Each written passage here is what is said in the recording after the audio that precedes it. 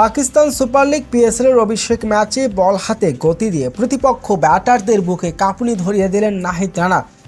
চোখ ধাঁধানো বল, একের পর এক উইকেট। অভিষেক ম্যাচে প্রথম ওভারেই করলেন হ্যাট্রিক। পেশাওয়ারের হয়ে গড়লেন অবিশ্বাস্য এক রেকর্ড। দর্শক, আজ পিএসএলে পেশাওয়ারের বিপক্ষে খেলতে নেমেছে হায়দ্রাবাদ। তবে এদিন টস জিতে আগে ব্যাটিং করতে নামেন হায়দ্রাবাদ।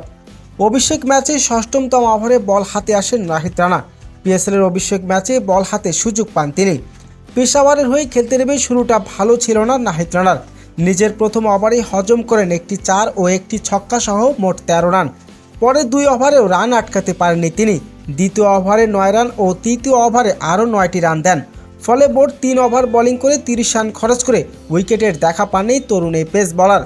অন্যদিকে ম্যাচের শুরু থেকে বল হাতে দারুণ ছন্দ এবং পারফরমেন্স দেখিয়েছেন ইফতেখার আহমেদ। তার বিধ্বংসী বোলিং শুরুতে চাপে পড়ে যায় হায়দ্রাবাদ কিংস। এক ওভারে 3টি গুরুত্বপূর্ণ উইকেট তুলে নিয়ে ম্যাচের গতি ঘুরিয়ে দেন ইফতেখার আহমেদ।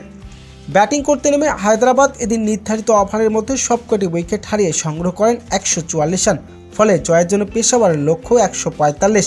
এখন দেখার বিষয়, ব্যাট হাতে পেশাওয়ার এই লক্ষ্য সহজে টপকাতে পারে কিনা। আর অভিষেক ম্যাচে বল হাতে ছন্দ খুঁজে পায়নি নাহিদ রানা।